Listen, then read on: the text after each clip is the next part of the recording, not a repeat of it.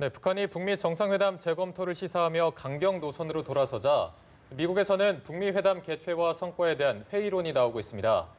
미국 언론들은 놀라고 분노한 트럼프 대통령이 북미 정상회담 개최를 놓고 참모진을 다그치기 시작했다고 보도했습니다. 네, 북미 정상회담이 난기류에 빠진 가운데 트럼프 미국 대통령과 문재인 대통령의 한미 정상회담이 열리는데요. 핵심 사안인 비핵화에 대한 양국의 공통안이 도출될지 주목됩니다. 관련 내용 전문가와 함께 이야기 나눠보겠습니다. 오늘 이 시간 박원곤 한동대 국제지역학 교수, 또 우정엽 세종연구소 연구위원 나와주셨습니다. 어서 오세요. 네, 안녕하십니까? 안녕하세요. 네, 안녕하십니까? 자, 일단 저희가 첫 번째로 미국 언론 보도를 하나 좀 살펴보고 이야기를 나눠보도록 하겠습니다. 미국 보도에 따르면 트럼프 대통령이 위험 부담을 안고 정상회담을 진행해야 하냐 이렇게 참모들에게 질문을 퍼부었다고 하는데 트럼프 대통령의 속내도 조금 복잡해 보이는데 약간 이렇게 흔들리는 이유가 어디에 있다고 보십니까? 일단은 트럼프 대통령이 그 북한의 성명이 나온 이후에 처음으로 이야기한 말은 김정은 위원장이 시진핑 주석을 두 번째 만난 다음에 무언가가 변했다라는 이야기를 했습니다. 그 이야기는 그동안 북미 간의 접촉에서 폼페오 장관이 두 차례 방북하고 하면서 상당히 이야기가 어느 정도는 잘 진행됐다는 것을 전제로 하고 있는 것 같은데요.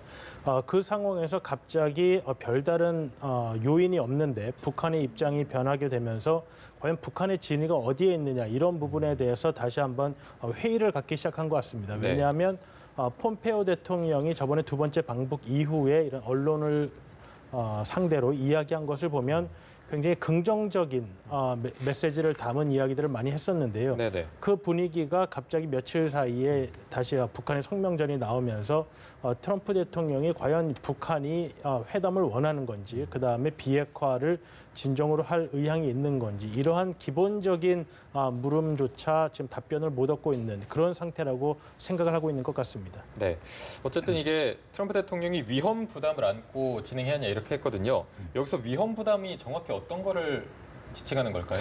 글쎄요, 뭐 현재로서는 회담이 성사되지 않을 가능성까지는 생각하지 않는 것이고요. 결국 뭐 트럼프 대통령은 회담이 성사 여부도 중요하지만 더 중요한 것은 회담에서 결실을 맺어야 되는 거죠. 더군다나 트럼프 대통령이 공명심이 강한 사람이고 그리고 또 늘 협상에 대해서 많은 경험이 있는데 지금의 협상의 판이 자신이 이렇게 주도해가는 판이 아니라 좀 이렇게 북한한테 끌려가는 그런 판의 모습들이 보이니까 아마 그것에 대해서 뭐 분노했다라는 얘기도 나오고요. 결국 핵심은 뭐 트럼프 대통령 입장에서는 우리 방금 우 박사 얘기한 것처럼 일단 북한이 뭐 완전한 비핵화, 그 CBID 우리 흔히 얘기하는 그것에 대해서는 일단 합의를 했고 또 더군다나 트럼프 대통령이 가장 강력하게 주장하는 것은 이전 행정부와는 달리 북한 비핵화 시기를 딱 정확히 못 박는 거죠. 뭐 지금 흔히 얘기가 많이 나옵니다만 본인의 1차 임기는 2020년까지 비핵화 시기를 못 박는 거. 그 정도까지는 북한이랑 얘기가 됐고 이제 그것에 대한 반대급부로 체제 안전 보장을 어느 수준에서 해주는가. 그 정도까지로 이제 다 협의가 된 것으로 생각을 했는데 갑자기 16일 03시부터 시작해서 북한이 굉장히 다른 입장을 보였고요. 특히 이제 김계관 외무성 1부상의 발표에 따르면 완전한 비핵화, 뭐 미국이 말하는 CBID 받아들일 수 없다. 그리고 심지어는 대화 자체도 이런 식으로 미국이 일방적으로 몰아붙이면 할 수 없다. 이제 그런 내용들이 나오니까 트럼프 대통령 입장에서는 말씀드린 것처럼 협상의 주도권이 북한 쪽으로 넘어가는 것이 아닌가 하는 그런 우려가 반영된 발언이다라고 생각합니다. 그런데 트럼프 대통령의 분노와 의심이 북한뿐만이 아니라 한국과 중국으로도 향하고 있는 것 같습니다. 먼저 한국에는 트럼프 대통령이 문재인 대통령에게 전화를 해서 왜 문 대통령이 얘기한 것과 북한이 얘기한 것이 다르냐 이렇게 말을 했다고 하는데 이에 대해서 어떻게 보세요? 사실 그 말을 했는지는 양국 정부가 공식적으로 확인해주고 있지 않는 상황이기 때문에 그 보도를 100% 믿을 수 있는지는 잘 모르겠습니다. 그리고 이제 그 상황이 조금 이해가 안 되는 바는 단지 우리 대통령이 희망에 찬 이야기를 미국에 전달했다는 거를 그것만 믿고 했다는 것보다 가장 최근에 북한과 이 비핵화에 대해서 공식적인 이야기를 나눈 것은 미국 폼페오 장관이기 때문에 꼭 우리 정부가 뜻을 잘못 전달했다는 뉘앙스의 그 보도는 저는 조금은 어폐가 있다고 생각이 됩니다. 네. 다만 우리 정부는 그동안 4.27 정상회담 이후에 북한의 비핵화에 대한 진정성을 어느 정도 강조한 바는 분명히 있고 그 이후 폼페이오 장관이 평양을 방문했을 때도 그런 분위기가 확인된 바는 분명히 있었을 텐데 갑자기 북한의 태도가 성명전으로 바뀌면서 이렇게 나온 데 대해서는 아마 우리 대통령에게 도대체 진위가 뭐라고 생각하냐를 물었을 가능성은 충분히 있다고 보여집니다. 네. 예, 또 중국을 향해서는 북미 간 합의가 이루어지기 전까지는 북한과의 국경을 엄격하게 유지해야 한다 이렇게 말했다고 하는데 중국에 대한 경고 메시지로 볼 수 있을까요? 예, 그렇습니다. 최근에 이제 트럼프 대통령이 중국에 대해서 발언을 많이 했고요. 특히 이 북한의 입장 변화에 대해서 시진핑 주석을 만난 후에 김정은 위원장이 두 번째 만난 후에 뭔가 입장 변화가 있은 것 같다라는 식으로 또 이제 공식적으로 얘기를 했죠. 네. 그래서 다시 한번 이제 중국에 대한 일종의 압박을 시작을 했다라고 생각을 하고요. 특히 뭐 최근에 이제 보도된 바에 의하면 그 북한과 중국 국경 사이에 오히려 지금 무역 교역량이 이전보다 늘고 있다라는 이제 그런 보도도 나오고 있고 기본적으로 워싱턴과 트럼프의 생각은 이 북한의 핵 문제라는 것은 중국이 강력히 나서면 해결될 수 있다라는 그런 사고를 갖고 있습니다. 이것은 뭐 꼭 트럼프 행정부뿐만 아니라 이전의 미국 행정부들이 다 공통되게 갖고 있던 생각이고요. 트럼프 대통령은 특히 이 생각이 강했죠. 그래서 여태까지 계속 중국을 압박을 했는데 이제 그것이 잘 이루어지지 않았고 그래서 이제 본인이 직접 나선 그런 상황입니다. 다만 이번에 두 번 김정은 위원장이 시진핑 주석을 만난 후에 트럼프 대통령의 생각에서는 그것이 다시 한번 이제 강화가 된 거죠. 이거 보니까 결국은 중국이 나서면 북한의 문제가 해결될 수 있구나. 중국의 영향력이 없다고 중국은 계속 얘기를 하지만 북한에 대한 영향력이 이번에 다시 한번 확인이 됐구나. 그러면 다시 중국을 압박을 하면 된다. 그러니까 무역 문제, 여러 가지 문제의 큰 틀에서 결국 미중 관계에서 이것이 해결될 수 있는 여지가 있구나. 근데 그런 생각을 강화시킨 것 같고요. 그래서 앞으로도 제 생각에 더욱더 중국에 대한 압박은 강화될 가능성이 있다고 생각합니다. 북한 핵 문제 해결을 위해서요. 네네. 자, 그런데 미국 내에서 약간 군사 옵션을 시사하는 듯한 발언이 나왔습니다. 린지 그레이엄 상원 의원, 대북 강경파로 분류되는 트럼프 대통령의 측근인데 김정은 위원장이 트럼프 대통령을 가지고 놀려고 하면 군사 충돌만 남을 것이다 이렇게 언급을 했는데 의도를 조금 살펴볼 필요가 있을 것 같습니다. 그러니까 미국은 지금 그 협상에 직접적으로 참여하고 있는 폼페이오 장관과 소수의 인원 외에는 기존에 가지고 있던 북한에 대한 굉장한 의구심을 떨쳐버리지 못하고 있는 상태입니다. 그것도 이제 국무부에서 폼페이오 장관이 북한을 만나면서 그래도 어느 정도 외교적으로 해결이 가능하다라는 생각이 조금은 있었는데 지금 이번 사태를 맞이하면서 다시금 회의론이 더 커지고 있는 상태인데요. 이제 문제는 북한이 이렇게 외교적인 공세를 나오면서 중국의 압박이 느슨해졌다는 점, 아까 저희도 얘기했습니다마는 그리고 군사적 옵션의 가능성은 많이 줄었다고 판단을 하게 되면 미국이 생각할 때는 외교적으로 해결될 가능성은 점점 낮아진다는 판단이 있습니다. 그렇기 때문에 북한이 이 문제를 최선의 방법으로 해결할 수 있는 것은 트럼프 대통령과 협상을 통해서 외교적으로 해결하는 것인데 지금처럼 북한이 아무런 이유 없이 갑자기 태도를 돌변한다거나 외교적으로 해결할 수 있는 길을 본인들이 막는다고 한다면 이것은 중국을 통한 압박뿐만 아니라 다시 한번 한반도에서 군사적 긴장을 강화함으로써 또 외교적 수단의 해결을 압박하는 것밖에는 방법이 없다. 이러한 뜻이 반영된 것으로 보입니다. 그 린지 그레이엄 상원의원의 말은 우리가 조금 더 주목을 해볼 필요가 있다고 생각하는 것이 뭐 강경파로 분류가 되긴 합니다만 또 트럼프 대통령이랑 각별한 관계이기 때문에 이번 발언도 트럼프 대통령을 만난 후에 이제 나온 발언이거든요. 지금 우리 우정엽 박사 말한 것처럼 기본적으로 북한에 대한 강력한 경고를 했습니다. 그런데 동시에 북한에 대해서 일종의 트럼프 행정부의 정책 입장을 다시 한번 확인한 것이라 생각을 하는데요. 첫 번째는 2020년까지 기간을 명시해서 그때까지 시간 끌기 하지 말고 비핵화해야 된다라는 얘기를 했고 만약 그것이 이루어지지 않을 경우에는 군사적인 수단을 포함해서 강력한 조치가 있을 것이다. 근데 저는 이번에 또 얘기한 것 중에 하나 좀 주목을 한 것이 북한 체제 보장 얘기를 했습니다. 뭐라고 얘기를 했냐면 우리는 김정은을 대체하려는 것이 아니라 한반도를 통일하려는 것도 아니고 그리고 북한의 민주주의를 퍼뜨리려고 하는 것도 아니다.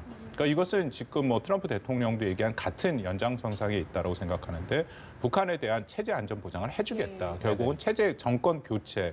영어를 써 죄송합니다. 리짐 체인지 안 하겠다라는 그런 의미로 북한한테 지금 전달이 되고 있는 거거든요. 그래서 그렇게 우리가 지금 종합적으로 읽을 필요도 있다라고 생각이 됩니다. 네.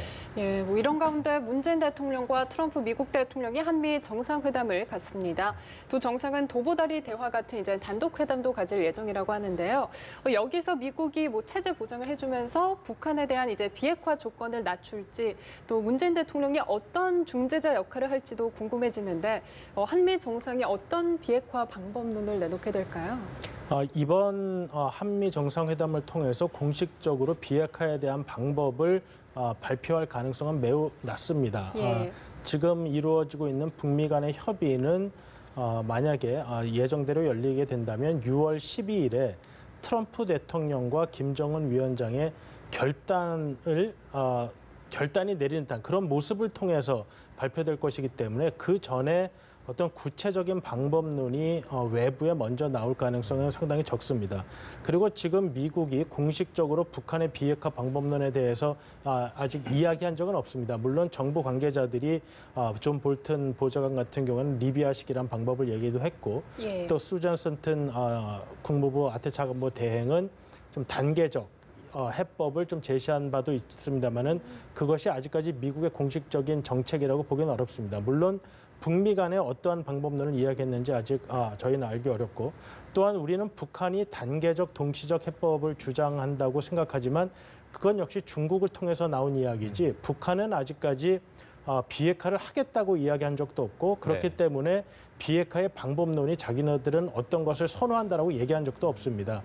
그렇기 때문에 이번 한미 정상회담에서 그 두 국가의 북한과 미국의 비핵화에 대한 해법의 차이를 우리가 공식적으로 조절했다는 그런 메시지가 나올 가능성은 거의 없는 상태로 보시면 될 것 같고요. 네. 다만 지금 이러한 문제가 있고 우리가 주요 당사자인 만큼 양국에 지금 어느 정도까지 이야기가 됐고 어느 부분에서 양국이 지금 의견 충돌이 되고 있는지 그런 부분을 우리 대통령이 충분히 듣고 그에 대한 대응책을 같이 고민하는 그러한 상황이 될 것으로 보입니다. 네. 예, 그렇다면 이번 한미 정상회담 이후에 북한이 태도를 바꿀지 변화될지도 관심인데요. 북한이 태도를 바꿀 거라고 생각을 하세요? 지금 뭐 계속 협상이 진행이 되고 있으니까 말씀하신 것처럼 우리 우 박사 말한 것처럼 이게 정확하게 북한의 어떤 그 입장이 우리가 파악이 쉽지 않습니다. 그리고 미국 간에도 협상이 진행이 되고 있으니까 어디까지 왔는지에 대한 것이 없기 때문에 이것이 북한이 어떻게 태도를 변할지 저는 기본적으로 북한이 뭐 당연히 미국 회담에 정상회담에는 임할 것이다라고 생각을 합니다. 그리고 어떻게 보면은 이번에 그 김계관 외상의 그 부상의 그 담화를 통해서 북한의 입장이 어느 정도 확인이 됐는데요. 여전히 북한은 비핵화의 선결 조건으로서 다시 한번 그 미국의 대북 적대시 정책을 철회를 얘기를 했습니다. 예. 그 의미는 그러니까 단순히 지금 미국과 한국에서 얘기하는 여러 가지 그 보장안 중에 뭐 제재 완화라든지 경제적인 그런 어떤 인센티브를 주는 것보다는 역시 군사적인 조치로서 북한의 체제 안전 보장을 요구를 한다라는 거죠. 그렇게 되면 저 다 이해가 되는 것이 이번에 그 갑자기 북한에 돌변하면서 얘기했던 맥스 썬더 훈련 같은 경우에도 이제 연합 훈련이고 전략 자산이 전개가 되는 거 아닙니까? 그러니까 그런 것들 앞으로 하지 말아라. 이것이 자신들 체제 보장에 어려움이 있다라는 거죠. 그래서 아마 이제 그런 식의 입장이 계속 진행이 될 텐데 그러면 저는 이번 그 한미 정상회담이 굉장히 중요하다고 생각하는 것이 한 두 가지 정도는 북한에 대해서 입장 정리가 한미 간에 필요하다라고 생각합니다. 첫 번째는 여전히 북한이 생각하는 비핵화, 한국이 생각하는 비핵화, 미국이 생각하는 비핵화가 지금 다르다라는 거거든요. 뭐 물론 한국과 미국은 완전한 비핵화, CBID에 굉장히 근접해서 얘기를 하고 있는데 말씀드린 북한의 비핵화라는 것은 이번에 그 김계관 부상도 다시 한번 얘기를 했습니다만 조선반도 비핵화 용이다라는 거죠. 그것은 굉장히 다른 의미이기 때문에 그 부분에 대한 확인이 필요하고 네. 아마 트럼프 대통령도 그것에 대해서 좀 분노한 부분이 있을 것이다라고 생각을 합니다. 두 번째는 말씀드린 체제 안전 보장안, 한국과 미국이 얘기하는 경제적인 인센티브가 아닌 북한이 원하는 군사적인 어떤 조치로서의 체제 안전을 어떻게 한국과 미국이 같은 입장에서 어느 정도 수준까지 수용할 수 있는가.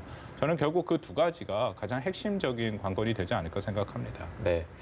그런데 아까 두 분께서도 말씀해 주셨지만 트럼프 대통령 같은 경우에는 협상에 조금 자신이 있는 편이었고 그런데 이번에 북한의 약간 주도권을 뺏기면서 속내가 더 복잡해 보이는데 트럼프 대통령이 대북 협상에서 놓치고 있는 부분이나 조금 부족한 부분이 있다면 어떤 거라고 보십니까?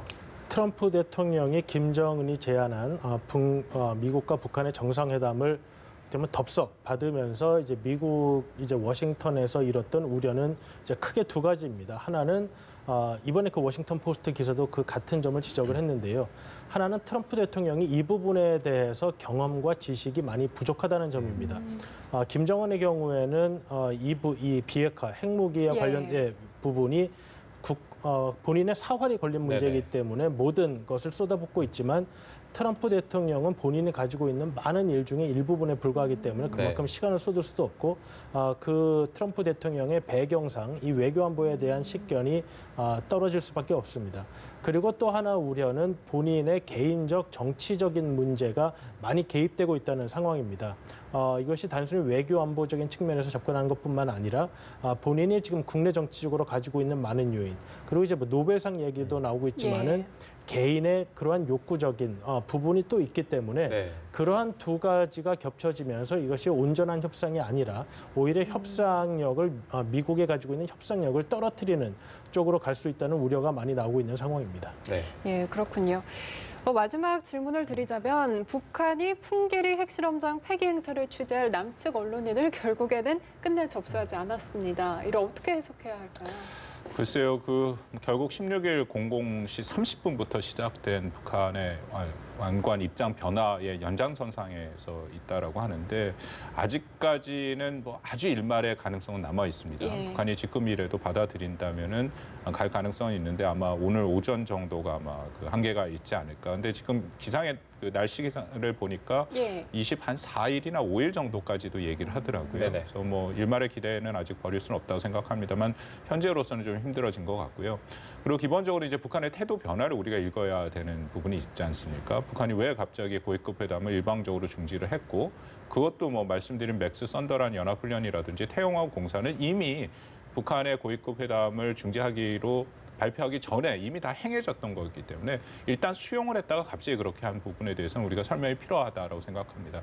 뭐 여러 가지 지금 해석이 있습니다만 제 판단에는 그 태영호 공사를 비롯해서 북한의 이른바 이제 최고 예. 존엄을 건드린 것이 네네. 북한의 감정을 건드렸다라는 생각이 들거든요. 왜냐하면 그 이후에 지금 북한에 나오는 일련의 반응들 보면 2016년 4월 유경식당에 우리 탈북한 북한의 그 식당 종업원 문제를 예. 다시 들고 나오고 그리고 계속해서 탈북자들의 뭐 이른바 삐라를 뿌리는 문제라든지 그런 전단지 문제도 계속 얘기하고 우선 북한이 계속 얘기했던 최고 존엄을 건드리는 북한의 수령 체제를 건드리는 문제이기 때문에 아마 그것에 대한 지금 북한의 일종의 그 반응이다라고 생각을 합니다. 뭐 그렇다면은 이것은 조금 시간이 더 걸릴 문제고요. 그리고 결정적으로 북한도 이 문제를 한국 정부가 어떻게 할 수 없다라는 것을 알고는 있습니다. 네. 왜냐하면 우리는 자유민주주의 국가니까 예. 뭐 당연히 언론의 자유가 있다라는 거죠. 그래서 그 부분을 정부가 나서서 어떻게 그걸 단속할 수 있는 북한 체제와는 분명히 다르기 때문에 그렇지만 북한의 입장에서는 또 최고 존엄을 건드린 거기 때문에 문제 제기를 안 할 수는 없다. 그래서 조금 시간이 걸려서 풀려나가는데 그렇게 예상을 해봅니다. 네, 알겠습니다. 자, 저희가 한미 정상회담을 포함해서 추후 상황을 조금 더 지켜봐야 할 필요가 있을 것 같습니다.